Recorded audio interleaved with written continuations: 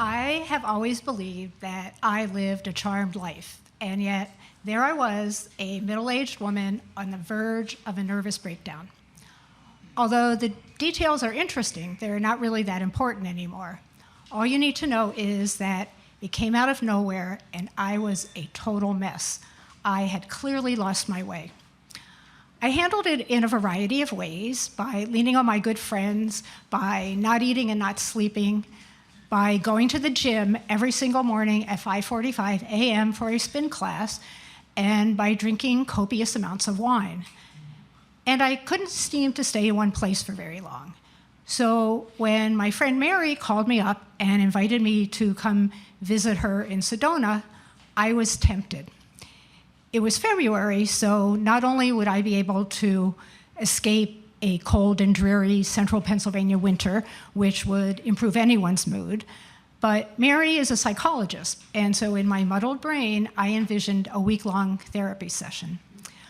Of course, as soon as I hung up the phone, the very first thing I did was to check in with my travel agent, Google, and I discovered that New Agey Sedona is known to sit on a network of energy vortexes, high concentrations of positive energy deep beneath the earth. And according to Google, miracles happen there. So I immediately booked my ticket because, honestly, I needed a miracle. And I decided that I would try to visit as many of the energy vortexes as I could.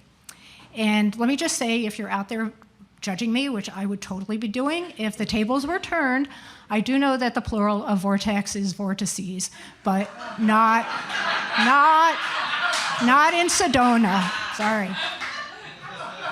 So when I got to Arizona, Mary fed me and took care of me and let me talk as much as I wanted to, or not talk at all if that's what I wanted.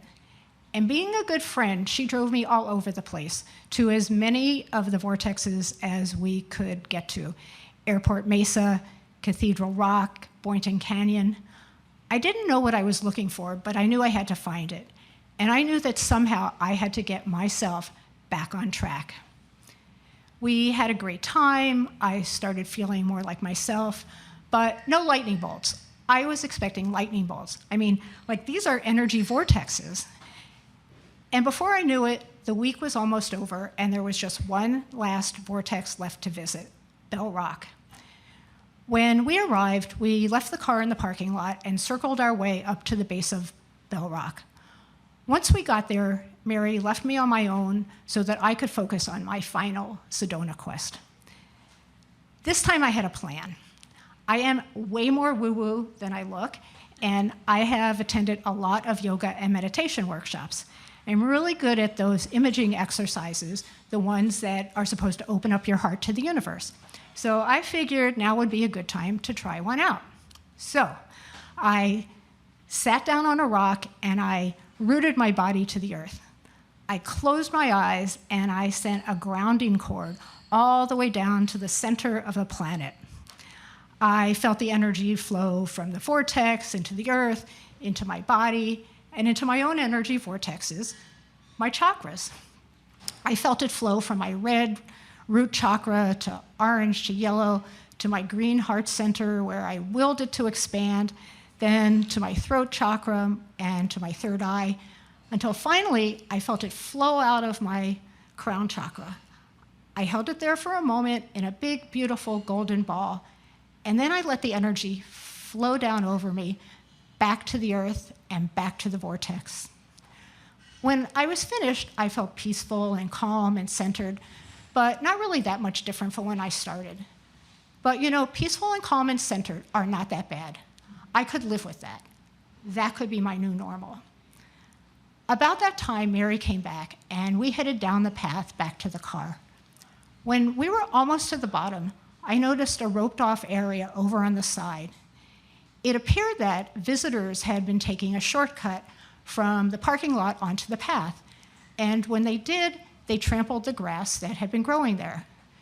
Now it was being protected so that it could come back to life and begin to grow again. Now, we had passed this very spot on the way up, but I hadn't noticed it. This time, though, it's as if there were a big red flashing arrow with my name on it, pointing in that direction. And then I noticed there was a very small warning sign right in the center. And so I leaned in closer so I could get a better look. And there it was, exactly what I had spent a week searching for. I recognized it right away. It was a message just for me from the vortex by way of the Forest Service. The sign said, "Healing in progress. Please stay on trail." And so that is exactly what I did.